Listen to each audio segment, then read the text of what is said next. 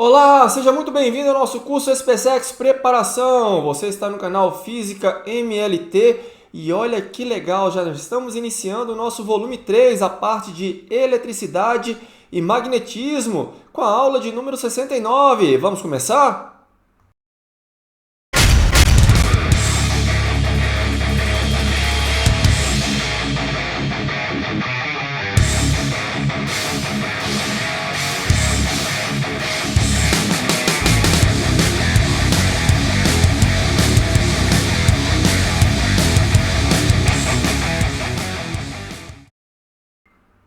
Para essa aula, nós vamos começar aí o estudo da eletricidade. Vamos iniciar aí com a parte de eletrostática.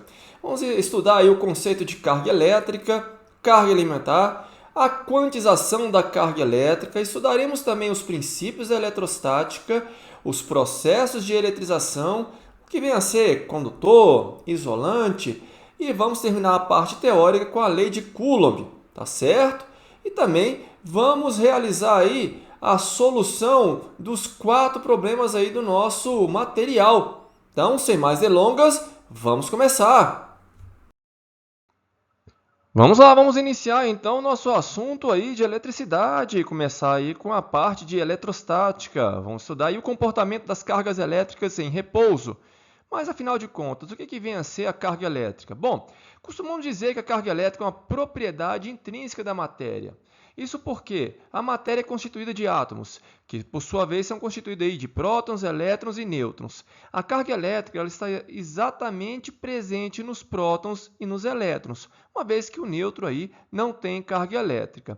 Bom, então nós consideramos a carga elétrica dessas partículas, consideradas aí as menores partículas para o nosso estudo de eletricidade, como a carga elementar, que vale 1,6 vezes 10 elevado a menos 19 coulombs. Essa carga foi obtida aí pela experiência realizada por Millikan.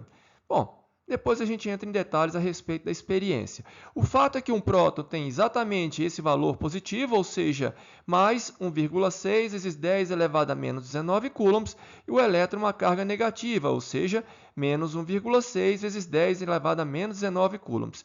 Curiosamente, o próton tem muito mais massa que o elétron, mas os dois têm o mesmo valor de carga. Claro, a diferença está aí no sinal da carga, tá certo?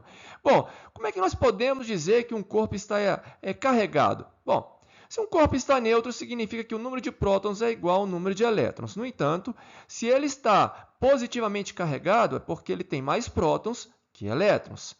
E se ele está negativamente carregado, é porque ele tem mais elétrons do que prótons, ok? Bom, o fato é que os portadores de carga que possuem mobilidade são exatamente os elétrons, porque eles estão ali na eletrosfera, então é mais fácil você retirar elétrons de um átomo do que os prótons que estão no núcleo, tá certo? Então, quando você quer eletrizar um corpo, você ou fornece elétrons para esse corpo, estando ele neutro, ele vai ficar com excesso de elétrons, portanto, vai ficar negativamente carregado. Agora, se você retira elétrons desse corpo, estando ele neutro, ele vai ficar aí com excesso de prótons, portanto, vai ficar positivamente carregado. Tá certo? Dessa forma, dizemos que a carga elétrica é uma grandeza quantizada, ou seja, ela existe sempre em razão de um número, vamos colocar assim, um número natural, vezes a carga elementar. Se esse número aí é um excesso de prótons, então, claro, mais N vezes E, a carga elementar. Se esse N aí é o excesso de elétrons, então menos N vezes E. Tá certo? Então, lembrando aí que esse N vale 1, 2, 3, 4. Isso porque você não tem como fornecer fração de elétrons para um corpo ou retirar a fração de elétrons de um corpo. Daí dizer que a carga elétrica é uma grandeza quantizada, ok? Os princípios da eletrostática, vamos lá. Princípio da atração e da repulsão. Vamos pegar aqui duas cargas de mesmo sinal. Então, nós temos aqui duas cargas positivas. Essas duas cargas positivas, elas estão aqui próximas, nem tem contato direto, e, no entanto, essas duas cargas experimentam aqui uma interação mútua. Então, elas se repelem mutuamente. A mesma coisa acontece quando eu tenho duas cargas negativas próximas, tá certo? Elas também, apesar de não ter contato, à distância mesmo, elas se interagem mutuamente, de tal forma que elas se repelem mutuamente. Tá certo? Agora, se eu tenho cargas de sinais distintos, uma positiva e outra negativa, elas se atraem mutuamente. Esse aí é o princípio da atração e repulsão. Então, lembrando, cargas de mesmo sinal se repelem e cargas de sinais distintos se atraem. Próximo princípio da eletrostática, conservação da carga elétrica. Vamos pegar aqui um sistema formado por dois corpos A e B, sendo que o corpo A possui uma carga QA e o corpo B uma carga QB, tá certo? Bom, o fato é que esses dois corpos estão isolados do meio externo, então nós isolamos aqui, olha, colocamos eles aqui dentro de uma caixa, de tal forma que não tem como entrar carga elétrica e nem sair. Tá certo? Bom, mas eles podem trocar cargas entre si, de tal forma que após um certo processo aí de trocas de carga, o corpo A tem uma carga Q' e o corpo B tem uma carga Q'. O fato é que se eu pegar a carga total do sistema antes dessa troca de carga e comparar com a carga total após essa troca de carga, eu vou verificar que isso se conserva. Ou seja, você não cria carga do nada e nem destrói carga. A carga elétrica ela se conserva, tá certo? O máximo que você faz aí é remanejar a carga, ok? Bom, vamos estudar aí rapidamente o que vem assim, um isolante e um condutor. Vamos pegar aqui os condutores. Os condutores, eles são caracterizados por possuir elétrons livres na sua estrutura. Daí, então, você tem essa facilidade aí de transportar esses portadores de carga, no caso aí os elétrons. Já os isolantes, eles não apresentam aí esses chamados elétrons livres. Na verdade, você até pode forçar um isolante a se comportar aí como um condutor, mas você teria que provocar aí uma tensão elétrica muito elevada para fazer com que o isolante aí se torne condutor. Um exemplo de condutor, os metais, tá certo? Um exemplo de isolante, a madeira. Tá? Até o ar atmosférico é um isolante. No entanto, você observa a passagem de carga elétrica quando a tensão elétrica entre a nuvem e a terra, por exemplo, é muito elevada. Aí você tem a descarga elétrica, aí, que você chama de relâmpago, tá certo? Eletrização e os seus processos. O que é eletrizar um corpo?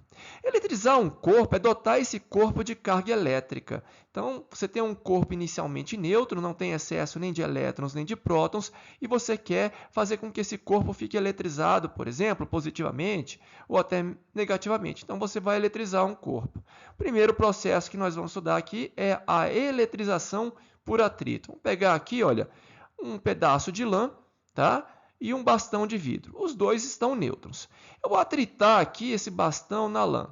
Eu vou observar o seguinte, nesse processo aqui de eletrização, né, nesse processo aí de trabalho mecânico, a fricção, faz com que eu forneça energia para que os elétrons no vidro comecem a migrar aqui para a lã. Tá certo? Se o vidro estava inicialmente neutro, ele perde elétrons, então ele começa a ficar positivamente carregado. Já a lã, como estava neutra, recebendo elétrons, vai ficar com carga negativa. Então, dessa forma, eu consegui eletrizar esses dois corpos. Repare o seguinte, nesse processo de eletrização, os corpos adquiriram carga de sinais distintos, um positivo e outro negativo. E se eu considero esses dois corpos como um sistema isolado, eu também considero aqui a conservação da carga elétrica. A carga total, que antes era zero, se eu somar agora, vai continuar sendo zero. Tá certo? A não ser que, obviamente, não seja um sistema isolado. Tá certo? Ainda sobre o processo de eletrização por atrito, que nós também podemos chamar de triboeletrização, nós temos aí a série triboelétrica. O que essa série significa? Bom, eu tenho aqui diversos materiais, olha só, enfileirados aqui, e eu vou observar o seguinte. No caso da experiência que nós fizemos anteriormente, se eu pegar o vidro que está no topo aqui da lista e esfregar com a lã, o que acontece é que o vidro fica positivo e a lã, como está abaixo do vidro, fica negativo. Agora, eu poderia esfregar a lã, por exemplo, com ebonite. Aí seria o oposto, a lã é que estaria mais no topo, então ela ficaria positiva, já ebonite aqui com carga negativa. Tá certo? Obviamente você não vai precisar memorizar essa série triboelétrica. Muitas vezes ela deve ser fornecida aí nos enunciados das questões. Tá certo? Próximo processo de eletrização, eletrização por contato. Nesse processo de eletrização por contato, ao contrário na eletrização por atrito, que você não precisa ter condutores para eletrizar, eu preciso de fato ter condutores. Então, vou pegar aqui dois corpos condutores, o corpo A, que tem carga positiva, e o corpo B, que está eletricamente neutro, carga zero. Tá certo? Eu vou colocar o corpo B em contato com A. Então, coloquei esses dois corpos em contato. E olha só o que acontece. O corpo B adquire carga positiva. Mas você pode se perguntar, então será que houve deslocamento aqui de carga positiva do corpo A para o corpo B? Negativo. O que acontece aqui é que, pelo princípio da atração de carga de sinais distintos, os elétrons do corpo B, eles sentem a presença aqui dos prótons em excesso do corpo A, então existe aqui uma migração de elétrons de B para A, neutralizando parte, repito, parte da carga de A. E se o corpo B estava neutro e perdeu elétrons, ele começa a ficar com excesso de prótons. Agora, se eu separar esses dois corpos, eu vou observar que os dois corpos se eletrizaram aí com cargas de mesmo sinal. Tá? O fato deles adquirirem aqui visualmente a mesma quantidade de carga, grosso modo, 3 prótons para cada um, é porque eles são idênticos, ou seja, mesma dimensão, tá? Mesmo tipo de condutor. Mas isso nem sempre acontece, tá? Mas isso aí vai ser alvo de estudo lá para frente, tá? Quando a gente for estudar aí o equilíbrio eletrostático potencial, ok? Continuando então o nosso estudo aí dos processos de eletrização. Vamos estudar agora a eletrização por indução. Vou pegar aqui uma figura que vai nos auxiliar a estudar o processo da eletrização por indução. Bom, na eletrização por atrito, nós atritamos corpos que não necessariamente são condutores. Já na eletrização por contato, nós colocamos em contato condutores. Agora, no processo da eletrização por indução, esse indutor, por exemplo, que você está visualizando, o corpo A, que está previamente carregado, no caso aí com carga positiva, ele não precisa ser condutor. No entanto, o corpo que eu quero eletrizar, o que você está observando aí, o induzido, esse sim precisa ser condutor, porque eu vou remanejar a carga nele. Tá certo? Bom, nós vamos fazer o seguinte, vamos aproximar então o induzido do indutor. E eu vou observar o seguinte, o induzido aqui, olha, está neutro, tá? Não tem excesso de carga. No entanto, os elétrons aqui, olha, do induzido, eles, pelo princípio da atração de carga de sinais distintos, eles serão atraídos para essa região aqui, olha, mais próxima do indutor, fazendo com que a outra região fique com excesso de prótons. Ele só sofreu o que nós chamamos aqui de indução, nessa polarização de carga, tá certo? Mas ele não foi eletrizado efetivamente. Para eletrizá-lo, eu tenho que, então, remanejar a carga desse condutor, desse induzido. Eu poderia, por exemplo, colocar em contato aqui, olha, um outro condutor nesse induzido. E aí, eu teria aqui a indução nos dois corpos simultaneamente. Ou, o que se faz muitas vezes é ligar o induzido à terra, usando o que nós chamamos aqui de fio terra. Tá certo? Quando fazemos isso, nós observamos que existe aqui um fluxo de elétrons subindo aqui pelo fio terra para neutralizar parte dessa carga aqui, olha, do induzido. Até porque esses elétrons que estão subindo, eles são atraídos por essa carga positiva e também pela presença do indutor. Tá certo? Uma vez que esses elétrons subirem e você neutralizou parte dessa carga, desfazendo a ligação com o fio terra, você observou então que o induzido ele ficou agora com excesso de elétrons, então ele ficou eletricamente carregado, com carga de sinal distinto aqui do corpo A. Bom, ao contrário da eletrização por atrito, mesmo que os corpos tenham adquirido carga de sinais distintos, nesse caso aqui não existe conservação da carga elétrica. Por quê? Porque o nosso sistema não está isolado. Olha só o fio terra aqui. Tá certo? A não ser que você inclua terra no sistema, aí tudo bem. Tá? Do contrário, não falo aqui em conservação de carga elétrica. Tá certo? Bom, basicamente falamos aí rapidamente sobre as questões eletrostáticas. Vamos seguir aqui com a força de interação entre as cargas, a famosa lei de Coulomb, mais famosa que a lei de Gaga. Essa piada realmente é ridícula. Eu sempre conto em sala de aula e eu não vejo ninguém rindo. Mas vamos lá, vamos estudar aqui a lei de Coulomb. Então tá aí, vamos pegar aqui duas cargas elétricas, Q1 e Q2. Sei lá, de sinais distintos, tá? Uma atração mútua. Eu vou observar que as duas cargas, ainda que tenham distância, elas são separadas aqui de uma distância r, essas cargas chamadas de cargas pontiformes ou pontuais, exatamente porque suas dimensões são desprezíveis, elas estão se atraindo aqui, olha, mutuamente. Tá certo? Q1 experimenta uma força que tende a aproximá-la de Q2 e Q2 também experimenta uma força que tende a aproximá-la de Q1. Tá? Poderia ser repulsão sem problema nenhum. O que diz a lei de Coulomb? Essa força elétrica, no caso aqui de atração, mas poderia ser de repulsão, tá? Ela vai ser diretamente proporcional ao produto do módulo das cargas e inversamente proporcional ao quadrado da distância que separam essas duas cargas. Tá certo? Aqui nós temos a presença da constante eletrostática K. Muitas vezes nós tratamos as cargas no vácuo, então a constante eletrostática K0 do vácuo tem um valor bem simples, né? Bem fácil de memorizar. 9 vezes 10 elevado à nona, no sistema internacional, newtons por metro quadrado por Coulomb ao quadrado. Tá certo? Então tá aí a lei de Coulomb. Princípio da superposição para a força elétrica. Vamos pegar aqui uma figura que vai nos auxiliar aqui a entender o que vem a ser esse princípio da superposição. Bom, repare o seguinte, eu tenho aqui uma carga Q, positiva, tá certo? E aqui eu tenho a presença de várias cargas, na verdade, N cargas, Q1, Q2, Q3 e assim por diante até a enésima carga, ok? O que eu observo é que essas cargas elas se interagem duas a duas. Tá? Por exemplo, o Q1 exerce uma força sobre essa carga Q, independente de ter a presença do Q2, o Q3, o Q4 e assim por diante. Então, como o Q1 é positivo e a carga Q também é positiva, a carga Q ela experimenta uma força que atua ao longo da linha reta que a une com Q1 no sentido de afastamento de Q1, repulsão. Então, aqui eu tenho a força que a carga 1 exerce na carga Q. Mas eu tenho o Q2 também, olha, positivo, tá? E o Q2 ele exerce sobre a carga Q também uma força elétrica, que também vai ser uma força de repulsão, tá certo? Independente de ter aqui o Q1, tá? Então, o que vai sofrer a ação de uma força que, olha, que atua ao longo da linha reta, que a une com Q2, no sentido de afastamento da carga Q2, tá certo? E assim por diante, tá? Q3, Q4, olha a carga N. Já a carga Qn ela é negativa. Então, ela vai exercer uma força sobre a carga Q, lembro, independente da presença aqui do Q1, do Q2, do Q3, tá certo? E essa força vai apontar ao longo da linha reta que a une com Qn, tá certo? Que une as duas cargas, Q e Qn.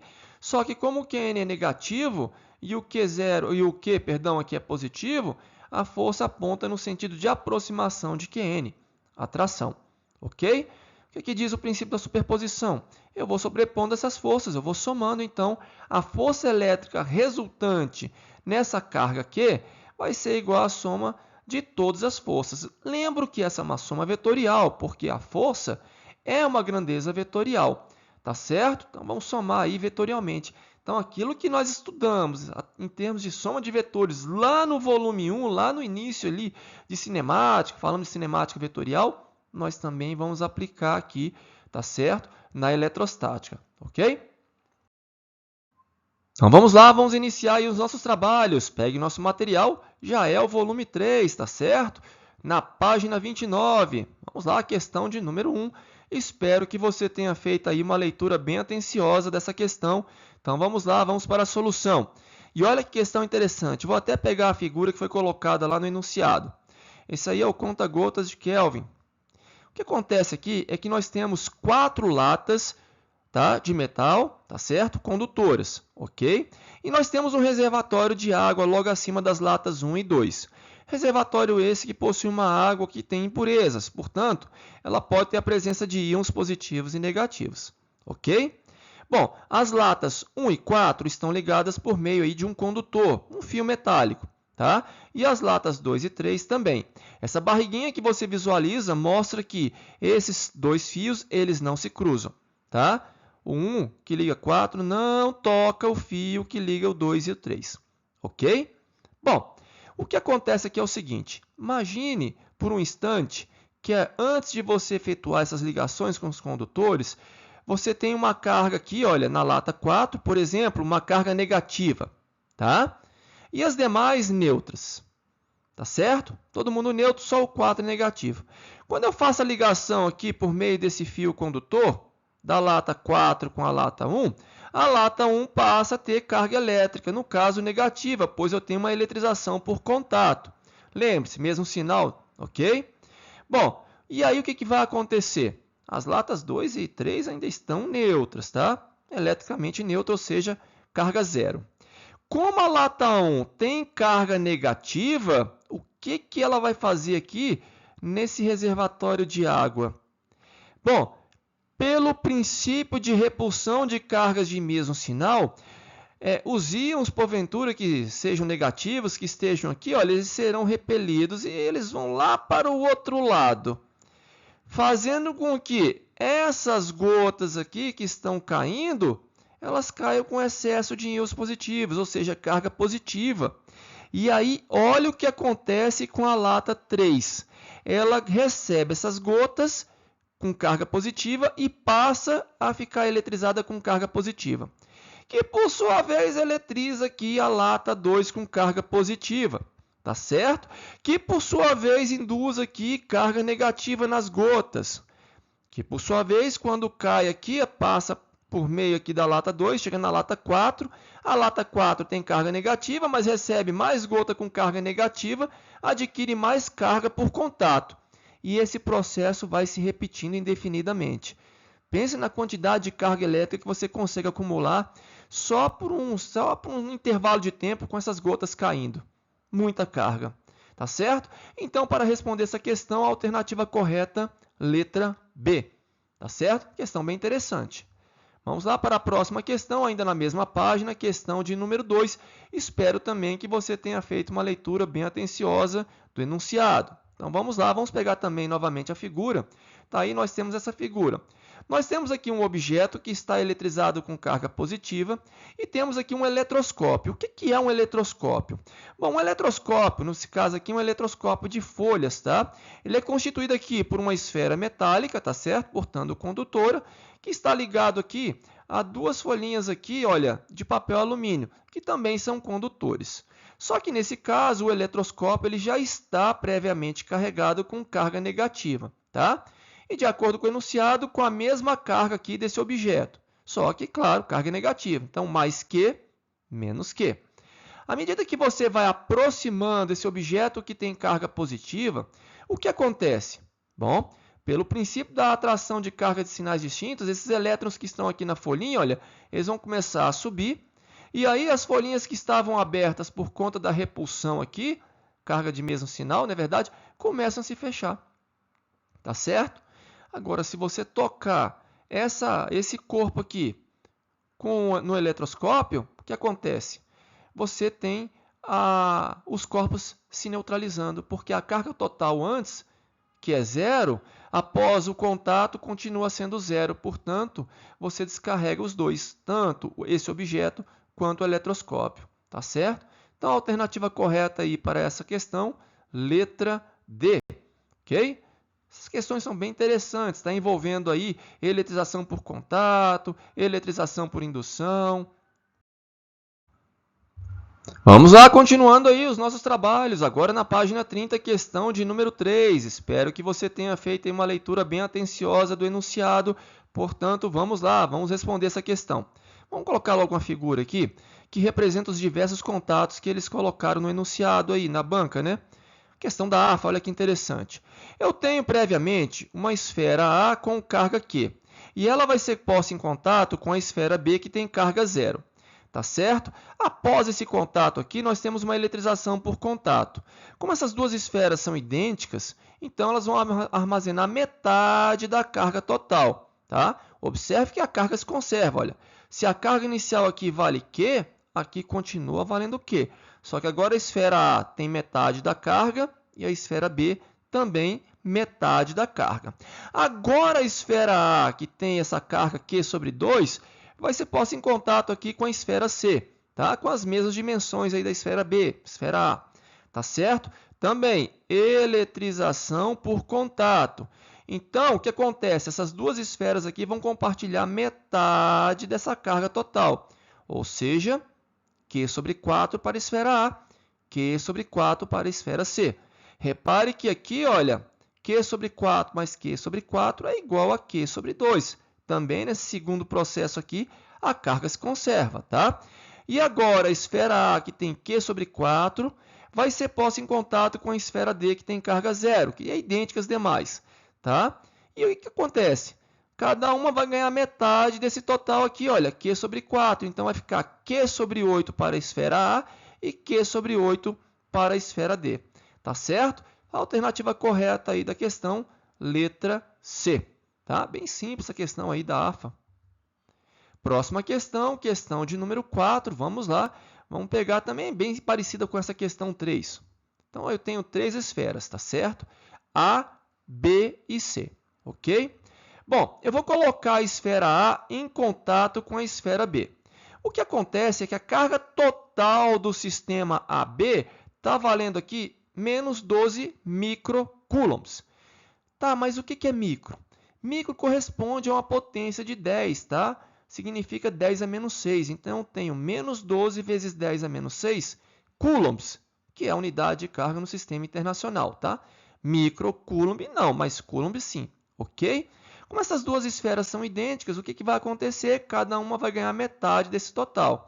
Então, a esfera B, que estava com a sua carga inicial, agora ganhou metade desse total aqui, olha. Menos 12, ela não estava neutra, tá? Leia lá o enunciado, ok? Mas o fato é que agora, nessa eletrização por contato, cada uma vai ganhar metade desse total.